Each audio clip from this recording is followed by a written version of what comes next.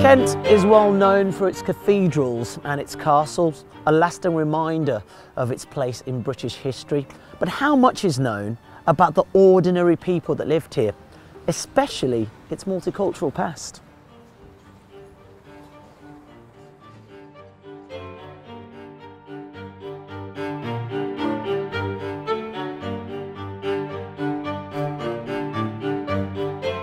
It is known that people of African origin have been present in Kent for centuries.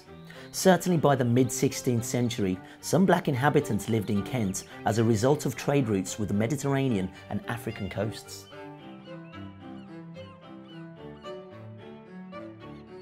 Professor David Killingray has spent his academic career writing and researching black history.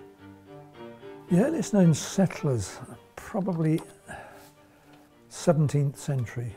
And they may have been born here, and they are the children of perhaps a black visitor, a black traveller, even a black settler coming to places like particularly Chatham, the Medway ports, Gravesend, and the environs of London, Deptford for example.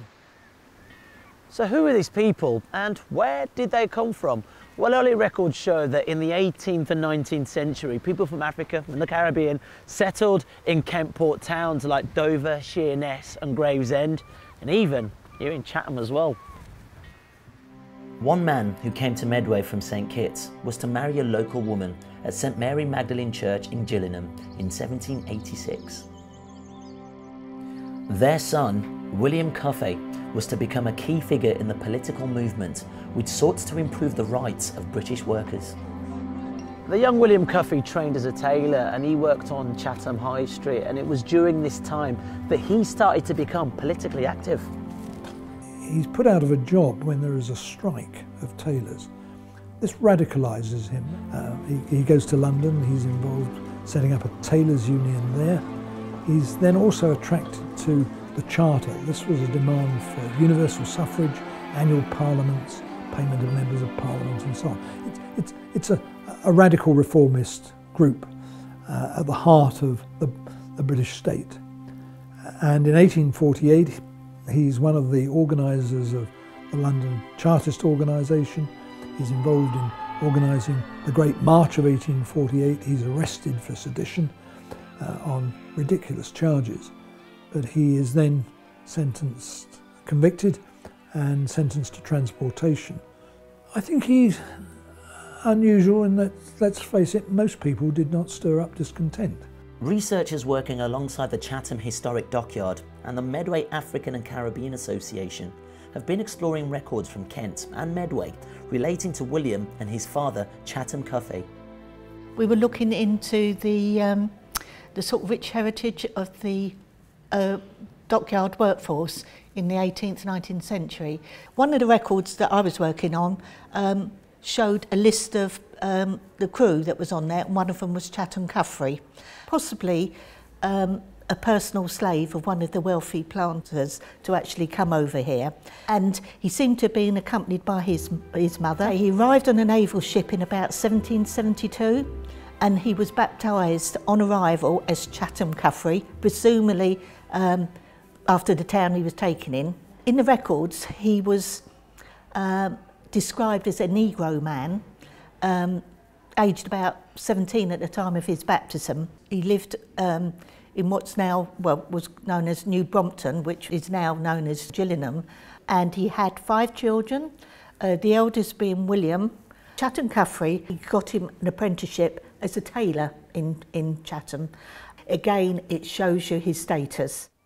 Chatham Dockyard also has links to another important figure in Kent's multicultural history. At the age of 14, Olaudah Equiano was the slave of a naval officer. He worked perilously on the gun decks of an 18th century naval warship called the Namur. These timbers are all that remain of the Namur, but Equiano's terrifying memoirs are recorded in his 1789 autobiography, the interesting narrative of the life of Olaudah Equiano, or Gustavus Vassa the African, making him one of the first black authors to be published in England. His experiences led to his involvement in the movement to abolish the slave trade in Britain and provided key evidence for the campaign. So it's a very important book, and it's a very well written book. But he is a slave. He's owned by a British naval captain, and later on when he's bought his freedom, he serves on Royal Naval ships, even goes up to the Arctic.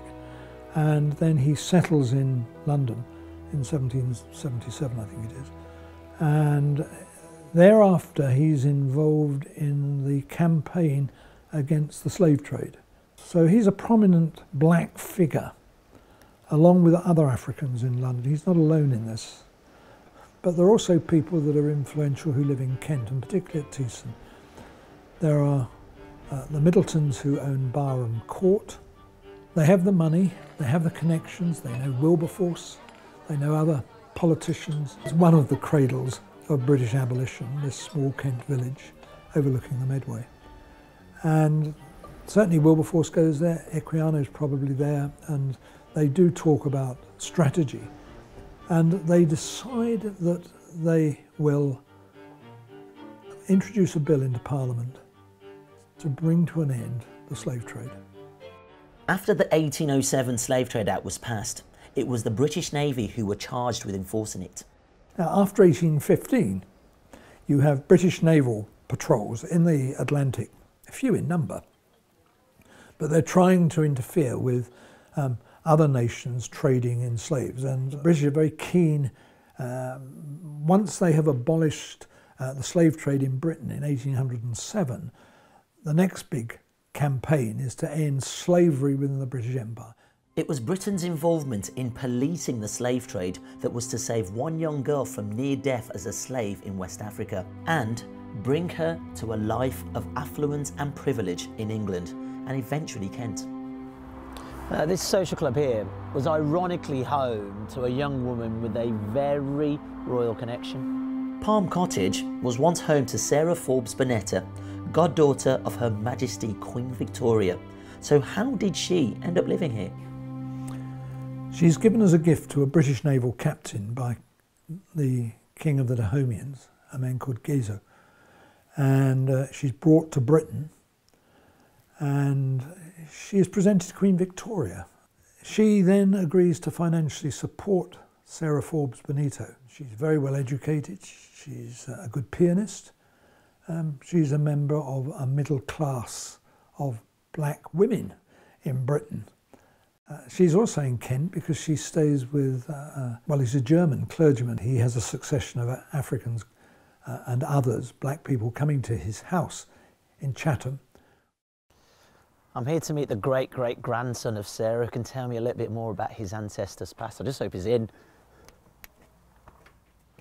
Arnold! Hi, Ayo, welcome. Because my grandmother used to talk about this ancestor of ours, who was the adopted daughter of Queen Victoria. But we never took her seriously. Thought it was an old lady rambling on. But so when I came about 10 years ago, I decided to check to see whether it's true or not. So I wrote to Windsor Castle, to the library there, and they said, yes, it is true. And they had a lot of information, photographs.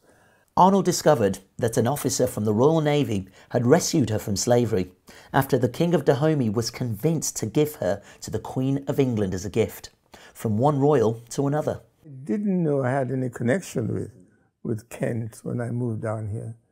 I lived in London most of my life, working for the BBC. So I feel very close to Kent, although I'm not a man of Kent or Kentish man, but I'm adopted Kentish man now because I've lived here for 25 years. So I feel very close to Kent, and also the relationship that my ancestors had with Kent.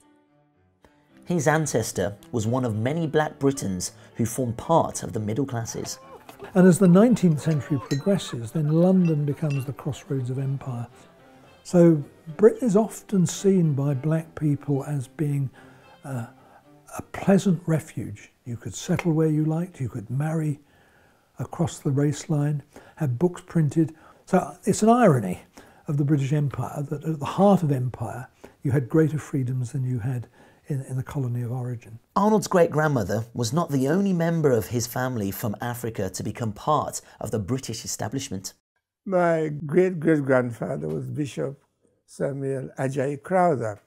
He also was a little slave boy who was captured, and Oshogun, I think he was, and on the ship was on its way to South America when the slave trade was abolished, and the ship was captured by a British man-of-war, and they were all taken to Freetown. And he grew up there. He learned to read, learned the Bible, because they're all under missionaries, and eventually became a priest, and eventually became the first black bishop in the whole of the Anglican Communion. I knew that Bishop Crowther had a friend who, Reverend Shone, who lived in Palm Cottage in Gillingham.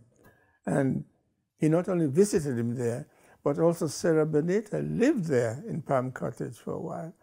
Although Arnold's ancestors are both very significant figures from Kent's Afro-Caribbean past, volunteer researchers are uncovering some lesser-known stories. When we're trying to find about ordinary people who aren't famous, we tend not to have a lot of sources, and they tend not to tell us their ethnicity. So in the research for Black History Live, we've focused on the 18th and 19th century. Our research has found stuff about a number of other people further down the social scale, but that give us the same sort of tale of integration. And I think one of the best for that is the story of Joshua Campbellton. He was born on the 10th of November, 1823, at Bermuda as a slave. At the age of 17, he joined the Royal Navy, and they immediately promoted him to petty officer. He rose to become a warrant officer in the Royal Navy. He then left the Navy in 1863, so at the age of 40. He came to Chatham Dockyard, where we are today. While he was here in Chatham, he married a local woman. So the story of Joshua Campbellton and his family shows that somebody who was born in slavery could join the Royal Navy, could rise far above the vast majority of the people who joined at the same time as him, and that he could be very much accepted, you know. You just got to remember that obviously Chatham Dockyard, with the dockyard here, was the focal point. This is where everything came, you know, all the ships and that sort of thing. It was the growth area, because obviously we were looking at what life was like on the AHRC. There was an awful lot of black slave or black musicians. They were prized, obviously to keep sailors and things happy along their voyage. They used to have orchestras and fiddle players and things like that. The Fish Jubilee singers came from, I think it was the south of America, but they were basically a gospel group that came to Chatham a number of times. There was two of them that actually came back because I think they met local women again, and one of them did set up home. The Fisk Jubilee Singers were among many black entertainers which visited Kent during the 1800s, performing here in Rochester. The Corn Exchange played host to a man known as the African Marler, composer and conductor Samuel Coleridge Taylor. His gift for music emerged when he was very young, and by the time he was 15, he had won a scholarship to the Royal College of Music, counting Vaughan Williams and Holst as his contemporaries. In his time, Coleridge Taylor was described as a real genius. His seminal work, Song of Hiawatha, was a critical success. Now, thinking about it, I think it's fair to say that he was the toast of Edwardian musical society. In 1902, he went on to conduct the Rochester Choral Society. 2 years later, he took his composition Hiawatha's Wedding Feast to the US, meeting President Roosevelt and African-American leader Booker T. Washington. A century later, Black History Live is encouraging young people and the wider community to connect with Kent's black heritage through drama. The play is called Black Heroes of Kent, and it's about all the people that came to Kent during like 1800s, 1900s, and just their stories and explaining their connections to the area. I played Ida B. Wells. Although she was from America, she did tours around the world, and so on these campaigns she went to England and she spoke out against lynching. This is a segment of a poem which was part of my scene that I did as Ida B. Wells. Sons and daughters of pharaohs gone by, will not our freedom be denied? A child of slavery, burning desire is to fight my case with ink and fire. Stand tall we will, with head held high, and ever so gently touch the sky. Just education, it's so important to have an understanding. Coming from a black background, I had somewhat of an understanding of the past my entire life, but it really shocked me how little my peers knew when I went to school, and even we didn't really have conversations about slavery or anything like that, and it will really help to shape people. And I think, especially in the world we live in now, it's so important to learn about everyone, because history is huge. For you, how important do you think it is to recognise the black history we have here in Kent? Well, it is important because it all happened down here, but the people of Kent don't know anything about it. So it's people like me to be able to educate them, to show them that this part of England had a very strong connection with blacks, the people from Africa who came to either to live in England or were brought here as slaves. But now they should know about it because their history is also bound up with my history. It's vitally important that the history of individual black people comes into the common understanding of our collective history in the same way that people from all sorts of places, Pocahontas is part of our national history. Yeah, everyone should know Aina Sarah Forbes Burnett as much as they know, say, Pocahontas. I think that she should be part of the national conversation. My dad's from London and my mum's from Jamaica, but I have only ever lived in Kent. I don't know anywhere else. So learning about the history here, it made me feel really proud. I was happy because I really felt a bit disconnected in that sense to the area. So learning that, it made me fall in love with the area even more than before. We need more people to work on black history, I suppose, and particularly people from within the black community, because there's a whole history out there, the story of the common people, the people that you and I are, the ordinary people in our country.